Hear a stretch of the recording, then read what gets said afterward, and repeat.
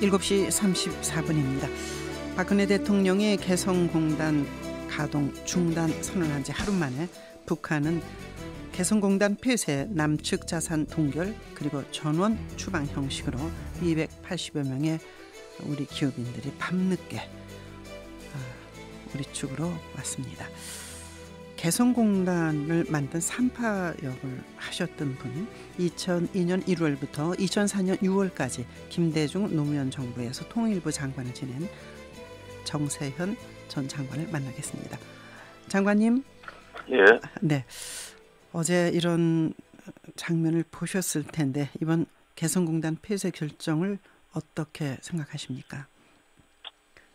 조금 전에 저보고 개성공단 3파 네. 여기를 했다고 말씀을 하셨는데, 네. 이런 일이 있기 전까지는 그런 그 호칭이라고 그럴까, 그런 그 평가가 기분 나쁘지는 않았습니다. 네. 어떤 점은 자랑스럽기도 했는데, 네네. 이제 개성공단이 이렇게 폐쇄가 되고 북한이 또 완전히 우리 기업들의 네. 자산까지 동결하는 일을 지켜보면서 네. 제가 참 미안합니다, 국민들한테. 네. 특히 개성공단 진출 기업들한테는 면할 이 짝이 없습니다. 물론 저 네. 때문에 간 건 아니고, 네네. 대한민국 정부를 믿고 이렇게 갔는데, 그리고 북한 당부를 믿고 일을 시작했는데 일이 이렇게 됐기 때문에 네. 결과적으로 의도하는 바는 알지만 못할 일을 하게 만들어서 죄송합니다. 예. 얼마나 그 심정이 찹찹하신지 목소리에서 배어나고 있습니다. 그때 만들 때는 어떠한 목표, 목적, 역할이 무엇이 될 것이라고 생각하고 개성공단을 만드셨습니까? 사실 그게 남북 간의 그런 개성공단과 같은 경제 협력 사업을 계속 발전시켜 나가면 네. 남북 간의 그 경제 관계가 이제 끈끈하게 연결되지 않겠습니까? 네. 사실 개인 간에도 경제 관계가 끈끈하면은 그 폭력을 쓰지 못합니다. 네. 그렇잖아요? 네. 예.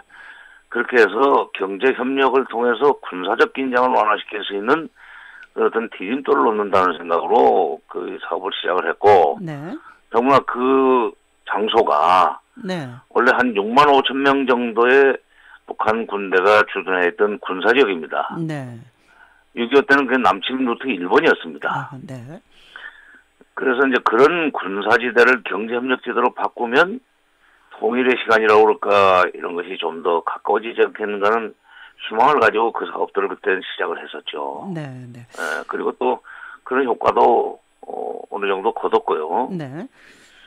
2004년 1호로 개성공단, 신동아 1호로가 네네. 개성공단 개발로 휴전선 사실상 북상이라는 제목의 장문의 기사를 쓸 정도였었습니다. 네네.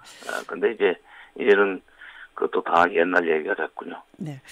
그런데 이제 군사적 긴장을 완화하는 효과도 걷고 또 남북 간에 이제 주민들이 서로 만나서 같이 일하면서 상대에 대한 이해의 폭을 넓힐 수 있는 공동의 장이라 그럴까, 이제 그런 역할을 했던 건 사실인데, 그럼에도 불구하고 이제 북한이 말하자면 핵 또는 미사일 계속 하는데 그것에 대한 가장 큰 피해자는 우리인데 우리가 할 수 있는 게 아무것도 없다. 그런 입장에서 그걸 할 수밖에 없었다는 게 아마 정부의 입장일 것 같은데 어떻게 보십니까? 예, 핵과 미사일 때문에 피해를 가장 많이 받는 건 우리입니다. 네. 그런데 사실은 북한이 핵과 미사일을 가지고 우리를 협박해서 뭘 얻어내려고 하는 건 아니고, 네. 이걸로 미국으로부터 수교, 그다음에 평화협정, 이걸 이제 받아내려고 그러는 거거든요. 네. 구조는 그렇게 되어 있습니다. 네. 근데 이제 이 한반도에서 그런 일이 벌어지니까 우리 국민들이 불안해오고 우리가 이제 피해자가 되는 셈이죠. 네. 근데 이게 지금 우리 박찬숙 앵커께서 아직 말씀은 안 끊으셨지만 처음에 리드로 봐서는 개성공단 이런 데로 들어가는 돈이 핵개발, 미사일 개발에 쓰여지지 않았느냐 하는 질문을 하실 것 같아요. 그래서 제가 미리 말씀드립니다. 네네. 예. 정부에서도 2월 10일 날 통일부 장관이 발표를 했지만 개성공단 중단 발표하면서 그 숫자를 들이댔지만 네네. 개성공단으로 해서 들어간 돈은 5억 6천만 달러입니다. 네. 임금비로. 네네. 10년 동안에 5억 6천만 달러면 1년에 한 5,600만 불밖에 안 되죠. 네. 그렇지 않습니까? 네네. 근데 북한이 우리한테서만 돈을 벌어 쓰는 건 아니에요. 네. 사실 미국하고 사이가 안 좋은 나라들을 상대로 해서 뭐 군수품 팔고 미사일 기술 팔고 해가지고 1년에 10억 달러씩 벌어 쓴다는 것이 미국 의회 조사국의 객관적인 평가입니다. 네. 네. 말하자면 군수 산업으로 돈을 그렇게 벌고 있어요. 네. 그러니까 미사일 개발이나 핵은 그 돈으로 했다고 봐야 되는 거지. 네. 1년에 10억 불짜리. 네. 1년에 5,600만 불 그걸 가지고 미사일을 개발했다. 그래서 이걸 끊으면은 미사일 개발 못한다. 네. 이거는 계산이 잘못된 거죠. 그리고 네네. 아마도 그 정부 이제 고위 당국자, 뭐 복수의 그 당국자들이 이번에 미사일 발사를 보고 강력한 제재를 해달라 우리의 요구에 대해서 당신들은 개성공단 그대로 둔 채 우리한테 대북 제재 요구하는 건 문제 있는 거 아니냐 이렇게 얘기했다는 거고 또 중국과 러시아도 정말 그렇게 강력한 제재가 유엔 차원에서 필요하거나 또 뭐 양자 간에 필요하다면 너희부터 해야 된다. 그걸 개성공단 문 닫을 수 있느냐 없느냐 이것에 대한 질문이 있었다고 하더라고요. 저는 그런 그 보도는 보지 못했습니다. 네. 비공개적으로 그런 얘기도 있었는지 모르지만 오늘 아침 중앙일보에 이렇게 자세히 났길래 제가 인용해서 질문을 드렸습니다. 중앙일보가 좀 이상해졌어요. 이게 노골적으로 이런 얘기하는 게 좀 미안합니다만은 네. 마치 옆에서 들은 것처럼 얘기하는데 네. 그건 아니죠. 왜냐하면 지금 중국과 러시아가 지금 북한 대북 제재에 대해서 미온적인 것은 이거 다른 데 있습니다. 아, 네. 우리가 무슨 뭐 대북 제재를 세게 하지 않기 때문에 뭐 왜 우리가 북한을 압박해야 되냐 하는 그런 식의 논리는 아니고 네. 그런 얘기는 그런 건 아니고 지금 이게 핵과 미사일 문제를 가지고 미국이 중국을 압박해 들어가는 형국입니다. 네. 북한 핑계대고 네. 일본의 자유대 해외 출병할 수 있게 만들어주고 네. 그러니까 중국으로서는 지금 이 핵과 미사일 문제를 가지고 대북 압박을 하자고 그러지만 사실은 이게 결과적으로 중국 압박으로 연결이 된다. 특히 네. 사드 문제. 아, 네. 이런 것 때문에 러시아까지 지금 반발하고 있습니다. 아, 예. 이런 판에 그렇기 때문에 핵실험에 대한 대북 제재나 미사일 발사에 대한 대북 제재가 전혀 진전을 못 보고 있습니다. 네. 바꿔 얘기해서 중국과 러시아 입장에서는 미국 쪽으로 하고 우리가 대북 제재에 동참하느냐 이렇게 되어버렸어요 지금. 네.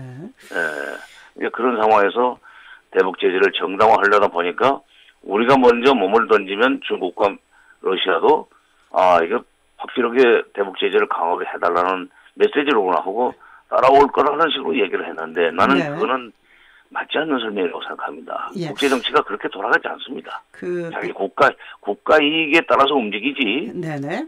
관련 국가가 성의를 보이기 때문에 우리도 도리를 다하자 이런 식으로 움직이지 않죠. 네. 개성공단의 폐쇄가 가져올 앞으로의 남북 문제 일단은 신냉전 시대를 회귀하는 거 아닌가 이런 걱정이 함께 드는데요. 어떻게 보십니까? 네, 개성공단 하나만 가지고는 뭐 이렇게 신냉전이라고까지 얘기를 할 수 없는데 네. 문제는 이제 개성공단 중단 전에 사드 배치를 사실상 기정사실로 해버리지 않았습니까? 네. 그러면서 이제 개성공단까지도 눈물을 닦게 됐는데 바로 이 사드 배치라고 하는 것이 신냉전 상황을 동북아의 신냉전 상황을 불러올 여지가 큽니다. 네. 그다음에 개성공단 이 폐쇄는 정부가 이게 핵 문제, 미사일 문제 해결될 때까지 이것은 닫는다는 조건을 걸었기 때문에 네. 그 문제가 해결될 때까지는 우리가 자진해서 개성공단을 이 개성공단 사업을 재개한다고 나설 수가 없게 됐죠. 적어도 박근혜 정부 하에서는. 네. 그 이제 남북 관계는 결국은 이제 김대중 정부 햇빛 정책 이전으로 돌아갔지 않습니까? 아니 저는 그보다 더 이전으로 올라간다고 생각합니다. 아 그러십니까? 예, 그러니까 짧게는 노태우 정부 이전, 네. 전두환 정부 시절로 올라갔다고 볼 수도 있고, 네네. 다른 전문가들도 그러대요. 72년 7.4 공동성명 이전으로 올라갔다, 뭐 이런 얘기까지 하는데, 네. 저는 그것까지는 뭐 아니지만,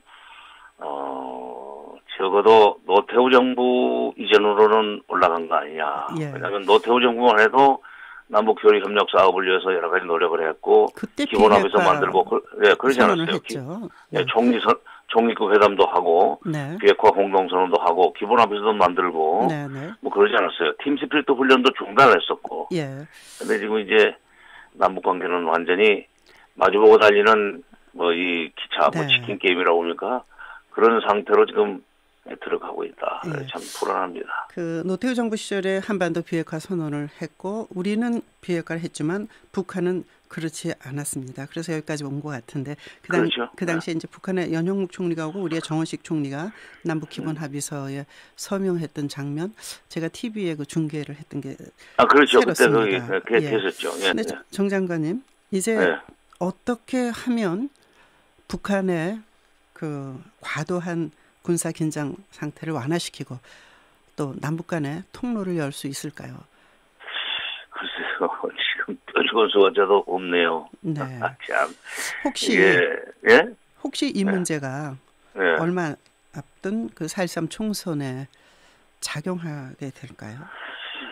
글쎄요, 뭐, 저도 그런 얘기를 하고, 다른, 이 분들도 그런 취지로 말씀들을 이제 하시던데, 네. 정부가 이거, 유엔의 대북 제재가 결론도 나기도 전에 굉장히 서둘러서, 지금 막, 그, 대북 강경 몰이를 시작하지 않았습니까? 네.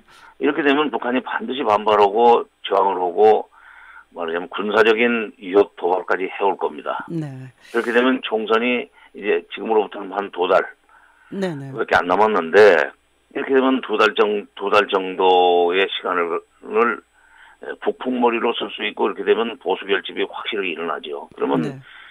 현재 여당은 선거에서 속된 편이지만 손 안 대고 코풀 수 있습니다. 예. 우리 국민들의 여론 이념 성향으로 봐서. 그러나 또 반대의 입장도 있을 수 있습니다. 개성공단 폐쇄가 남북관계 긴장을 더 촉발시켰다고 생각하는 측에 또 표 쏠림도 있을 테니까 여론조사를 보니까 비슷하게 나오던데. 아니 뭐 네. 지금 우리 국민들의 이념 성향은 사실은 예. 좀 보수적인 것이 그 진보적인 성향보다는 좀 높지요. 되게 예. 지난번 대선 때 51.8대 51.2대 41.8 그게 네. 이념 성향입니다. 예. 네. 그러니까 정 장관님. 보수적인 가진 분이 52% 정도 되고 네. 48%가 진보 성향인데 지금 박근혜 정부는 그걸 활용하는 거죠. 예. 장관님, 저 한반도 평화포럼 이사장 맡고 또 그 개성공단을 만드신 분으로서 가슴 아픈 게 다 전달됐는지 모르겠습니다. 어쨌든 남북한의 평화와 긴장이 완화됐으면 좋겠습니다. 오늘 말씀 길게 못 들었습니다. 네. 아닙니다. 예. 예, 감사합니다. 예, 정세현 전 통일부 장관이었습니다.